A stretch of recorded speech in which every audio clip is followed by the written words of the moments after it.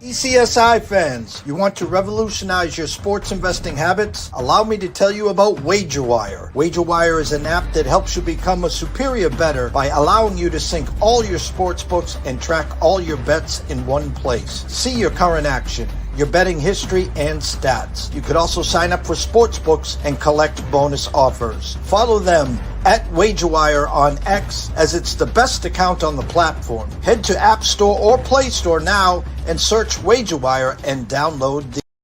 Excuse me, Mr. DJ. Hey, check this out. We got a great show coming your way.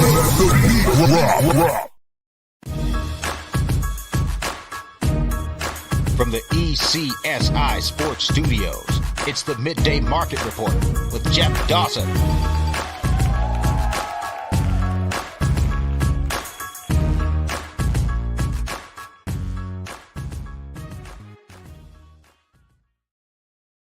Good morning, sports fans from all around the globe. Yes, we're back. ECSI, Scott Webb. He's live from Tampa. I'm live from Cape Cod, staring at, 5, 6, 8 foot piles of snow from the blizzard of 2026. We survived. As you saw, we were back with Andrew McGinnis talking NHL and Olympic hockey. Now, me and Scotty, Scotty's going to do some recap, what's been going on in the spring training cactus, and of course WBC next week. And as we get closer to opening day, a month and 2 days, I think, away there. First and foremost, a shout out to our proud sponsor and partnership. It's WagerWire. Head on over to Google Play, download the app. It is free. Blessed to have them back where it's nice and warm in Tampa. Mr. Scotty Webb. What's up, Jeff? Yeah, man.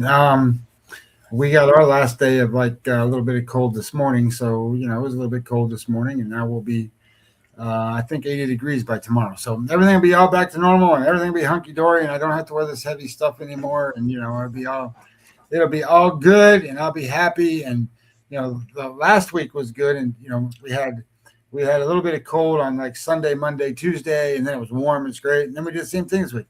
Sunday, Monday, Tuesday, and now it's going to be nice again today. So, weather-wise, I'm happy.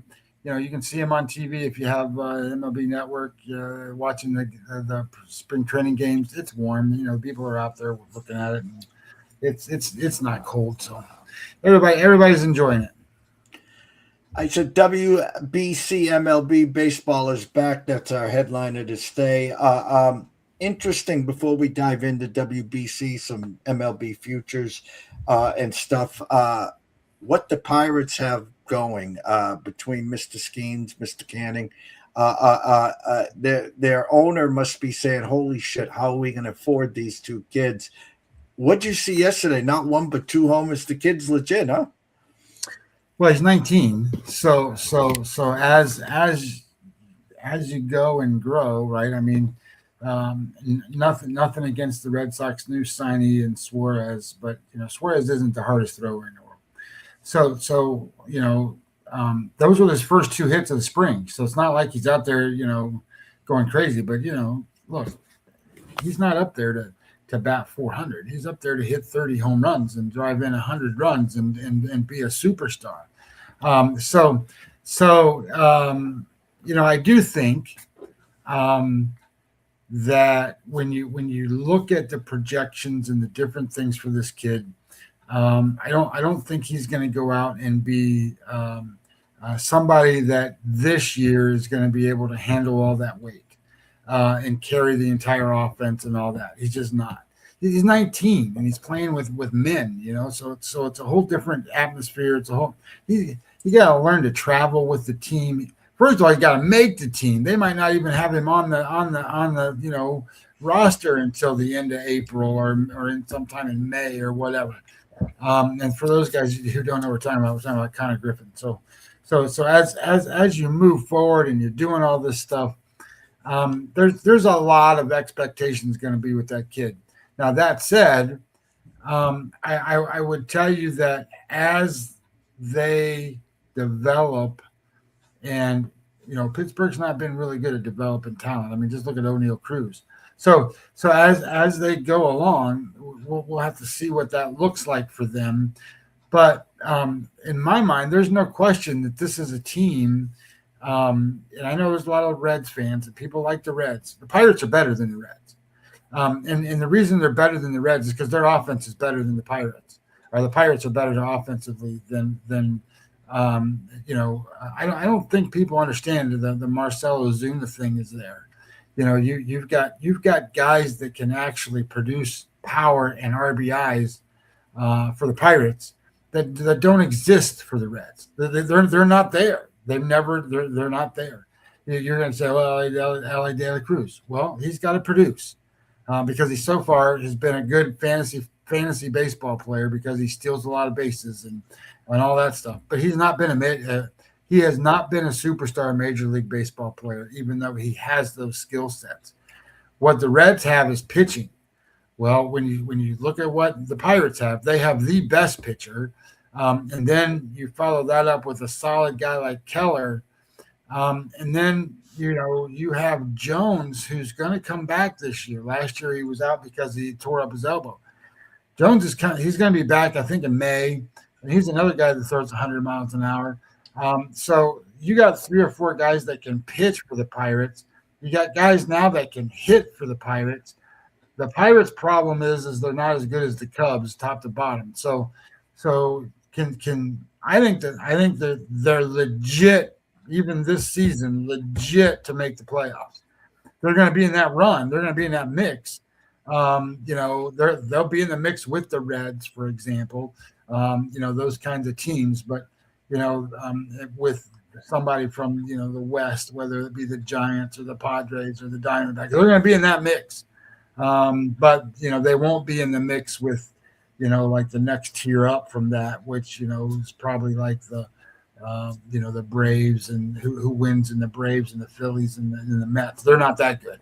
So as things kind of develop, I think they might get that way, and they might be a player or two down the road from that. And we'll have to see what they do with Skeens. I mean, at some point they're going to have to make decisions on him. They're going to have to make decisions on a lot of different things. But as of right now, there's sunshine in Bradenton with the idea that this team has a good outlook. I got to make sure I preface everything when I say this. Don't go into the numbers. Just don't look at the results. Don't care how many wins they get. I don't care how many home runs he hits. They're not trying to get him out. They're just trying to get their 25 pitches in or 30 pitches in right now. So they're working on stuff, right? And if you don't believe it, there was an article, and I even tweeted it, that was posted the other day by Kevin Cash from the Rays. And they go, well, I forget who was the batter was. It was Caminero or somebody like that. And they said, oh, we told him when he went up to bat that there was a ghost runner on third base, and we wanted him to do something with that ghost runner on third base. So he swung at a pitch he wouldn't have normally swung at. He hit the ball on the ground real softly. He got the first, the ghost runner scored. Look, they make shit up in these games. Damn it. So they're not real games. They're just exercises of practice that they're trying to do certain things and accomplish different things. Guys are working on, I got a new pitch. Let me throw it a couple times. Some of these guys are like, well, I got to see what the ABS system is like and see let's be real close on that and stuff. Whatever. Everybody's working on stuff. So they're not really trying to win the games. So when they're not trying to win the games, the data that comes from the games and a lot of in numbers like that is meaningless. You can look at volley velocity. You can look at movement on the ball. That's different. But if you're going to tell me this, here's a great question. Who was the home run leader of spring training last year? Was it Langford? No, he was almost there. I looked it up. Let me look it up again because I forget. There's like 2 or 3 or 4 guys tied with 6. But it was where is it? 2025. And then I got to go to spring training. And then I got to go home runs. It was How about this? Vinny Capra of the Milwaukee Brewers, second baseman. He hit 6 home runs. Matt Chapman hit 6 home runs. Reese Hoskins hit 6 home runs. What happened to him last year? And Gavin Sheets hit 6 home runs. Trace Thompson hit 6 home runs. And goes down to Matt Wallner hit 6 home runs. Austin Wells hits. Those were the guys that led Major League Baseball in home runs last year. Doesn't matter. It means 100% nothing. As you can see, it means nothing. True story. I was at the Bellagio a handful of spring trainings ago. I had $50, $100 on the Astros to beat whoever, and I placed the bet at Caesars. I couldn't. Bellagio didn't have spring training games up. Caesars did. So every morning I'd walk over to Caesars, place a few games, walk back over to the Bellagio. And anyone that knows Vegas, they're right next door, but they're not. It's about a 25-minute walk to get to the sports book. Astros up 8-0, bottom of the ninth. I'm like, well, I'm going to start heading over so I can cash that ticket. You got to cash the ticket. That's the fun part, right? And now I'm walking over there, and it's 8-2, it's 8-3, it's 8-4, it's 8-5. I'm like, what the bleep's going on? And they lost 9-8, and they left the pitcher in. And I do my due diligence. I think I might even have reached out to you. This was years and years ago, and you're like, well, that's what you get for betting spring training. Well, the relief pitcher was working on a new pitch.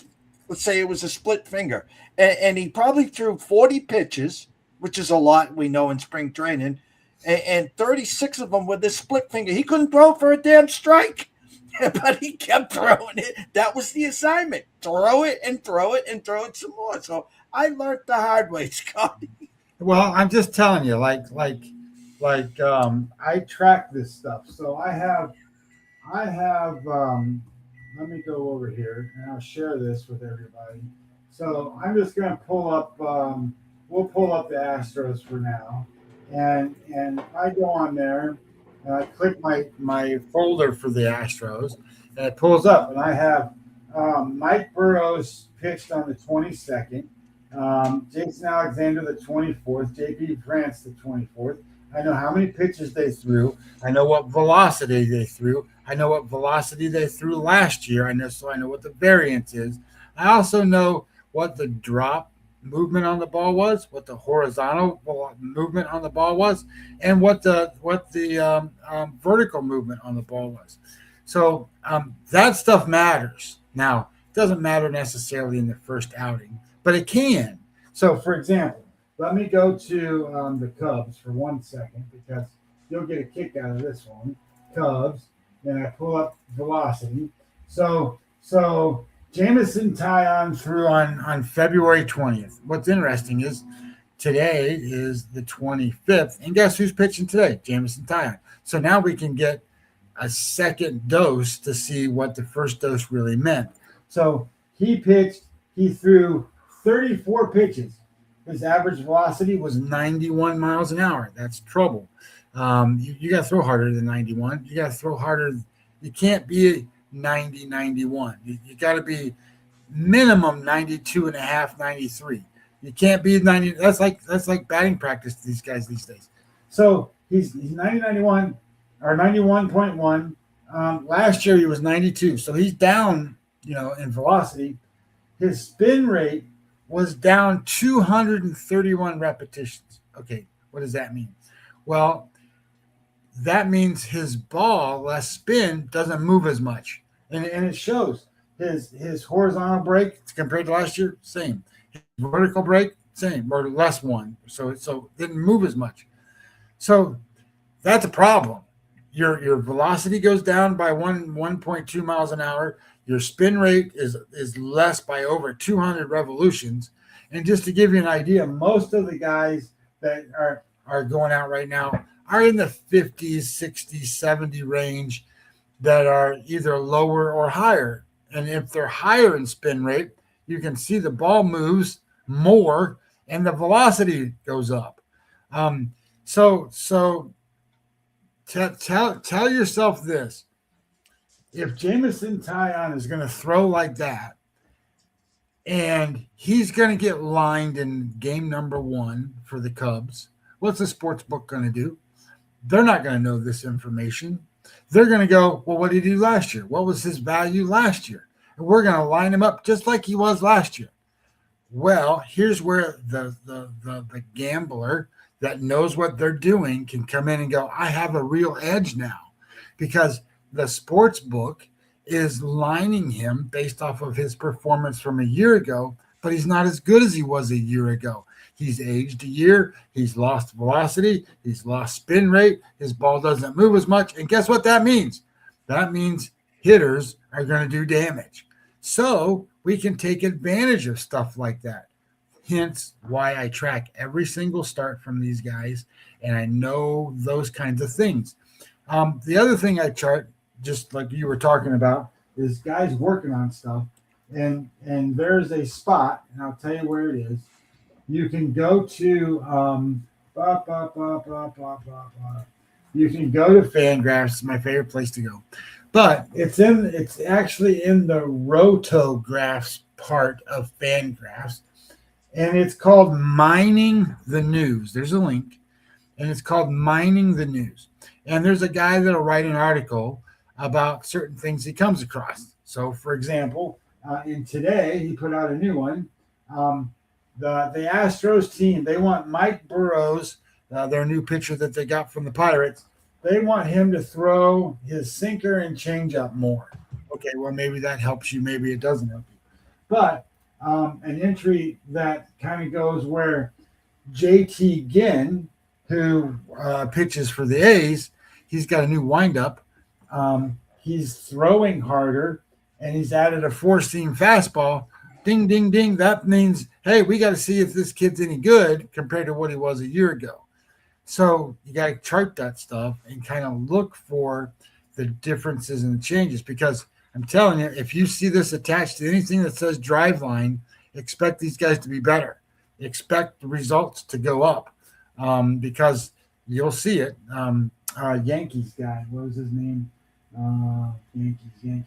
Jose Caballero. Okay, little skinny runny guy, but he's trying to increase his bat speed. So he went to Driveline in the offseason. Well, his first game, he hit a home run. Caballero. Look, these guys that go to Driveline, they get better.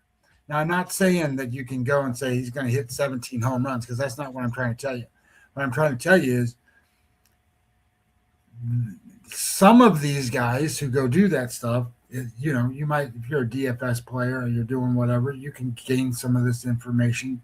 But it also helps the team out. It also tells you where guys are and all that kind of stuff on stuff. So you need to know stuff that's going on. You need to know guys, especially pitchers that have changed rotations. There's something in here about Luis Severino, who's changed his windup and done stuff. And there's a guy that's, Andrew Painter for the Phillies. Big name. You need to know about Andrew Painter. Changed his arm angle because they found out that he dropped down a little bit, and then now they got it back up. So his command is where it's supposed to be. So, but keep an eye on things that matter. Don't worry about, what was his name? Manny what? That hit all those home runs for the minor leagues last year. Manny, where is it? Oh, I already got rid of it. Manny, whatever his name is, that played for the Brewers, they hit all the home runs. Nobody knows who these people are. I mean, I get it, but still, it is what it is. A week from now, WBC.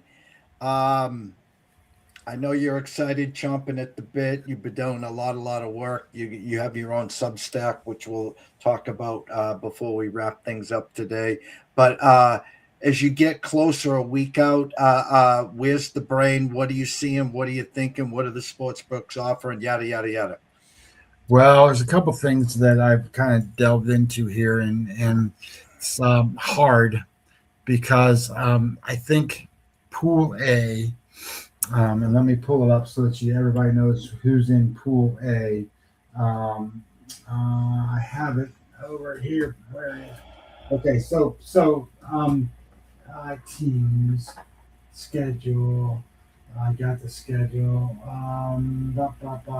Pool A.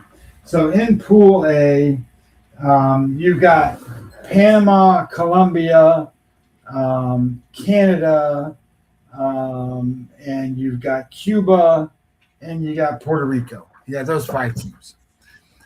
Panama and Colombia, whatever, they are what they are. Colombia maybe is better than Panama. But then you've got these 3 teams. You've got Cuba, Puerto Rico, and Canada. And that pool is priced differently than the rest of them. For whatever reason, Puerto Rico is still priced as a major favorite. And trust me when I tell you, they shouldn't be. They are not as good as Canada is. I mean, I get it. It's in Puerto Rico. And based on matchups and different things, look, Puerto Rico doesn't have Lindor playing for them. Correa's not playing for them. They had a couple guys not even go this year to play for Puerto Rico, even though it's in Puerto Rico. So their talent base is, a bunch of the little guys. There's no big, home run hitting, power producing, run producing players that play for Puerto Rico. Their best pitcher is Seth Lugo.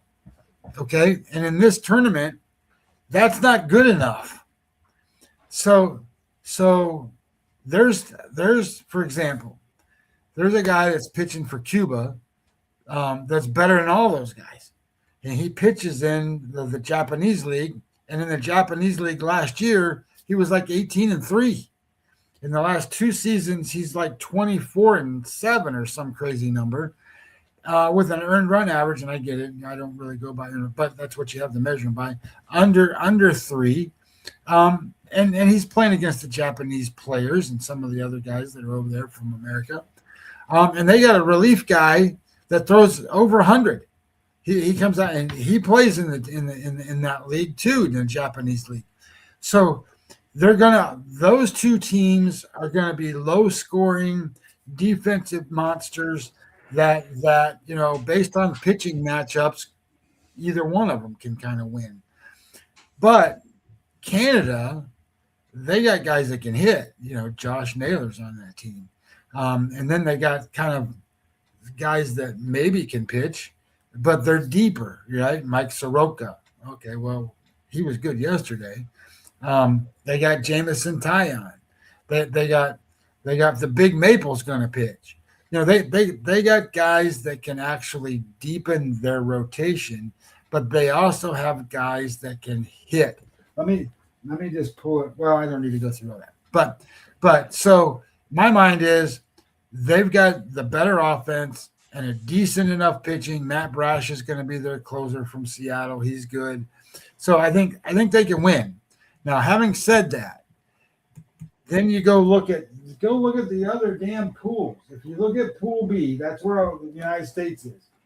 You got United States and Mexico. Okay. And Mexico's pretty good, by the way. And then you got Brazil and Great Britain and Italy. Well, Italy's gotten better, but they're not close to Mexico, and they're not close to Team USA. So the odds in those brackets don't make sense. They don't make sense to bet much. That's why I gave out, I don't know, was it 2 weeks ago? I gave out Canada to win Pool A, and I gave out Canada to advance in Pool A. And then Pool B, there's no choices here. You can sit there and go, well, Italy has a chance. Well, you're throwing your money away. So you got Mexico, you got USA. They're going to move forward, and then Pool C, you got Japan, and nobody else. You got Japan, and they're going to play Chinese Taipei, Czech Republic, Korea, and Australia. And none of those teams are any good. Korea will be the better team because they got KBO guys. So you sit there and go, okay, Japan and Korea is going to move on. There's no other real variable in there. And then you look at Pool D, and you got Dominican Republic, and they're stacked. You know, they got a great lineup. And then Venezuela, and then Israel and Nicaragua and the Netherlands. Look, that's kind of close between the Dominican Republic and Venezuela. They're pretty close in terms of odds. They're not really close on paper. But those are the two teams that are going to move on. So that's where most of the bets are right now. The bets are who's going to win the pools, who's going to move out to the next levels. And then you can bet obviously who's going to win. And there's 4 teams that you could bet there, which is USA, Japan, Dominican Republic, and if you like a dark horse, Venezuela. But I wouldn't be betting Venezuela at all. I would bet one of the other 3, and based off of the way the brackets work, I would only bet USA, and you're not going to have any value there. They're minus 110 to win it all. So you got that, but now they also have you can bet who's going to win the MVP. And I started thinking about that, and I'm like, well, you know, these guys only pitch once or twice. They can't be pitchers. Well, shit, they go back and look at them, and every year it's a pitcher except for 1 year. The 1 year it wasn't a pitcher, and that year it was Robinson Cano, for God's sakes. So every it's Yamamoto. He won. So it's been pitchers.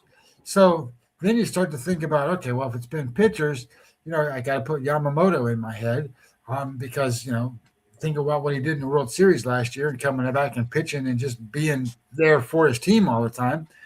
And then, you know, Skeens, right? Because he's going to be the best pitcher. Skubal's going to pitch, but he's only pitched 1 game and then he's gone. So Skubal's pitching once. Logan Webb is going to pitch for Team USA. He's going to pitch twice. So these guys are going to pitch in bigger games, you know. Wait till you see the line when Skeens pitches. Skeens is going to face Brazil. Well, I mean, come on. You got the Cy Young Award winner in the American League who's going to face Brazil, and you won't even recognize any of the guys' names on Brazil. There's no Major League Baseball players there. They're all going to be, you know, their primary job is like school teacher, delivery driver, you know, warehouse worker, and now they're going to go face Paul Skeens. It's going to be like minus 700, something like that. So anyway, I haven't been able to sit here and go, I like a whole lot of other bets other than what I already said. I like Pool A. I like Canada. I don't think there's a lot of other bets to make until the games start. And I'll be honest, I've done a lot of research on the variances and the differences in betting the WBC. I put that in the Substack. There's an article I wrote about it. But don't be afraid of the run line in the WBC. Just don't. Team USA the last event, they averaged 7-1, 7-1.5 against these teams. They're going to blow them out. You know, they're going to win a lot. They're going to score a lot. And I know you're going to hear, well, pitchers are ahead of hitters. Well, that's Major League Baseball pitchers. That's not these guys that, you know, throw, you know, 88, 87, 85 miles an hour. They're going to go face big league pitchers that are going to rock their world. That's different. It's all different that way. So, but anyway, when the games come in, and look, games, I put up the schedule. Schedule-wise, what you got to know is on March the 4th, this stuff opens. March the 4th is not very far away. I mean, it's next week. And it's Wednesday. Taipei plays Australia in Tokyo. And then the next day, that's the only game. The next day, you have a couple more games in Tokyo. And then the next day, which is what, the 6th? The 6th, which is Friday, you got games everywhere. All it's kind of open. So I'm not so sure people are going to go want to go, I'm going to go bet this Chinese Taipei Australia game. but you might get involved in some of these other games as things come along and come out.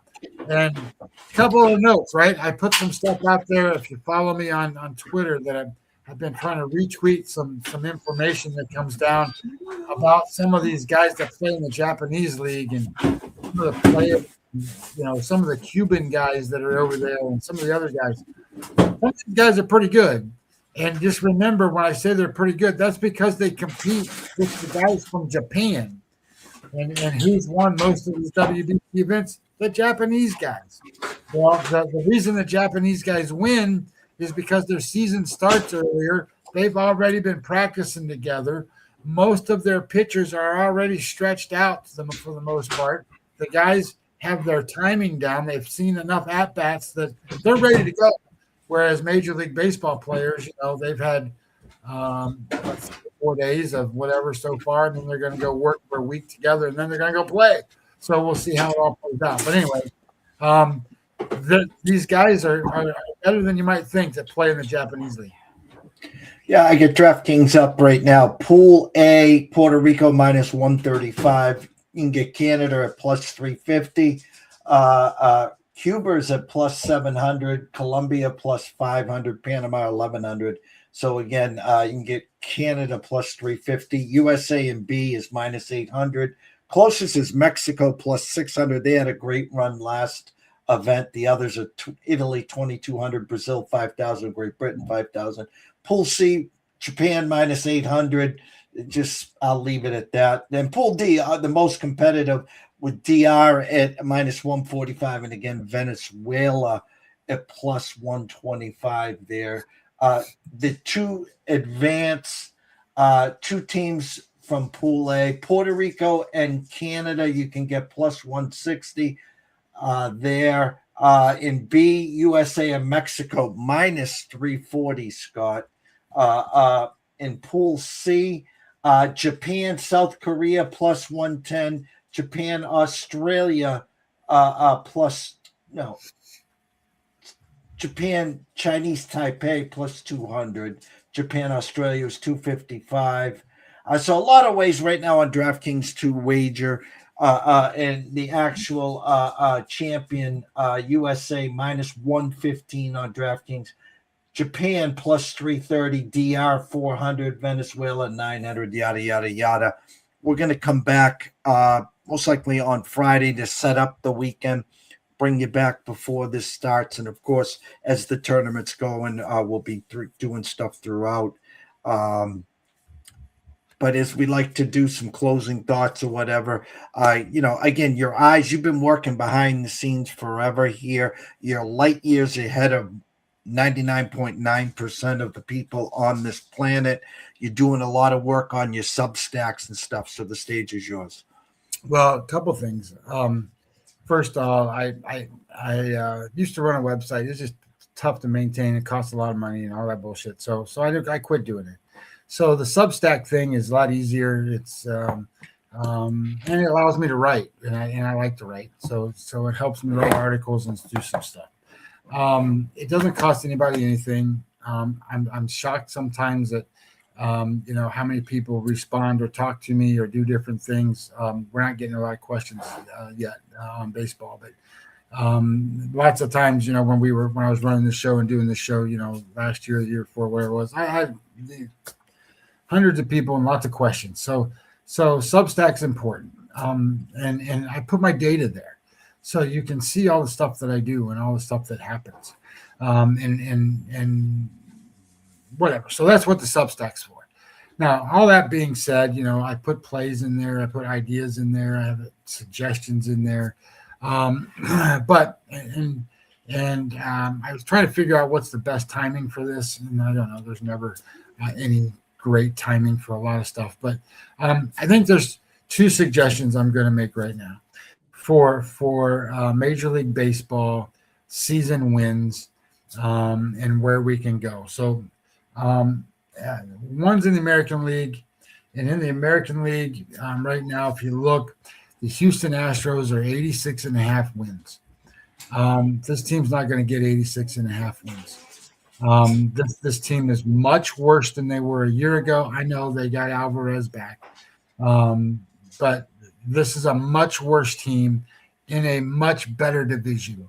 So the A's are coming. That's number one. Number two, the Seattle Mariners might be and quite possibly are the best team in the American League. So you're in that competition with the two statements. But the third statement is the Texas Rangers can pitch. So what can Houston Astros not do? They can't pitch, and B, they can't hit either. So let me share this with you for 1 second. Here's the Astros lineup. Jeremy Pena, well, he's pretty good. He's their shortstop. Yordan Alvarez. I don't know what you're going to get from Yordan Alvarez. Maybe you get a guy that hits 40 home runs and drives in 100 runs. I don't know how he's going to drive in 100 runs when the guy's going to get the base. But he's a good player. He was hurt all season, and it was a hand. So we got to see if he can come back from that. Jose Altuve, who is at this point, I don't want to call him totally washed up, but he's going to bat third. Carlos Correa, same issue. He's older. These guys are not the same level talented players that they have been in the past. And then you have Christian Walker. And then Joey Loperfido, Yainer Diaz, Zach Cole, and Jake Myers. That's their outfield and catcher. Okay? So this offense is not going to produce a ton of runs. Even if you have a couple guys that go off, they're just not. And then pitching-wise, they got Hunter Brown. Good. He's a good pitcher. Great pitcher. They are going to miss Framber Valdez. There's no question they're going to miss Framber Valdez. They didn't replace him. They got Christian Javier. Now, Christian Javier is a guy who's been hurt for 2 years. And then they got a guy from Japan who's actually pretty good. I don't know, Tatsuya Imai. Imai's pretty good pitcher, but we'll see how he translates what happens. Lance McCullers, I don't know what you're going to get from Lance McCullers. And then you got Mike Burrows, who they got from the Pirates, right? He can't be that good, or they wouldn't have gave him up because they got 8 million guys that can pitch there. So then you got, I don't know, somebody named Ryan Weiss. Josh Hader's already hurt. For those who don't know, he's got a biceps problem. He'll be fine, but it's just a lingering kind of thing with your pitcher. This is a team that's not very good. 86.5 wins means you got to win quite a bit to get there. I think they're a 500 or below team. I don't know if they make the playoffs. So because of that, I think a great bet here is to bet under on the Astros. And I kind of hinted about this before, but I think you can bet this two ways because I like it both ways. San Diego Padres in the National League, they got the same issues. Their number is 85.5. I don't think they get to 85.5. I think that's below that number. I think they got pitching problems. They haven't been able to hit. And the other problem that they run into is you've got a Giants team, you've got a Diamondbacks team, a Dodgers team that are all going to beat them up. And they're going to beat each other up. So trying to get out of that division is going to be a 500-ish kind of concept. So unless you're the Dodgers, everybody else is going to be 500. So you're telling me that they've got to be above 500 by 4 or 5 games to be above 500. I don't think it happens. I also don't think that they're going to make the playoffs. You can get plus money on that bet. So in terms of season wins, I'm telling you now, I think the Houston Astros under the number, and I think the San Diego Padres under the number are two really good bets. I think that when you think about overs, one of the bets I kind of like is Tampa. I think people are losing track of who they are. They got to only win 77 games, 77.5. And they'll be competitive in their division. They'll be competitive because of the pitchers. But they got guys that can hit. And they got rid of a whole bunch of guys that really kind of plug things up for them. And now they're kind of unplugged. So I think they're going to be better than most people think. And I don't know what to make of the Pirates. other than I think the Pirates are going to be competitive. And their number is 78.5. I think you can go over 78.5. Feel pretty good about that number too, because I think they're going to be 500 or better, and give the Brewers everything the Brewers can handle in terms of trying to compete in that spot. And I think the Brewers are going to be, what are you going to do? You've lost your two best pitchers year after year, and now what's his name went to wherever he went, I forget. So as you're doing this stuff, they can't overcome all that stuff. So I like the idea that the Pirates can compete. I think the Pirates can beat the Brewers. I think the Pirates can beat the Reds. Now, having said that, if the Reds can get that Sal kid, first baseman, rookie player, to really be good, and he makes. Listen, if you've not heard that kid talk, he says all the right stuff, man, and you would love this kid. He gets up every day and he put a sign on his wall that says ROY, Rookie of the Year. He is doing everything he can do to be that guy, and he wants to be that guy. And look, if he can be that guy, that's a difference maker for the Reds. But we'll see what happens as the season plays out. You can get on DraftKings the Pirates plus 800 to win the division. Little pizza and beer. I was talking to my buddy RT in Montana, as we will be putting our team together late March, looking for a three-peat in an auction draft. I said, and we were talking about the rookie and Skeens, and I was like, well, let's put them together, and We Are Family is back, and for all the youngsters that don't understand, go Google it. It was a run with Dave Parker, Willie Stargell, second to none, Burt Be Home by 11, all those good guys. I think you remember them, right, Scotty? Oh yeah, Willie Stargell, Manny Sanguian, Kent Tatalve, all those guys. Those were the days. Again, me and Scotty will be back on Friday, 9:30ish. Keep an eye on the timeline. Tomorrow, the plan is to bring back Matthew George at 10 a.m. 10 a.m. Talk some NBA, talk some college hoops, and then at 1 will be Matt Grissom and Quentin Mills to talk some college baseball. As yesterday, some big upsets. LSU goes down, the UCLA goes down. So they're in week number 3 already in college baseball as we get ready for the WBC next week and MLB around the corner. So for myself, Jeff Dawson at EC Sports Invest, the one and only Scotty Webb at Webby20 MLB. We wish everyone a blessed day. Enjoy yourselves. Locals, clean up. Maybe more snow coming. Stay tuned.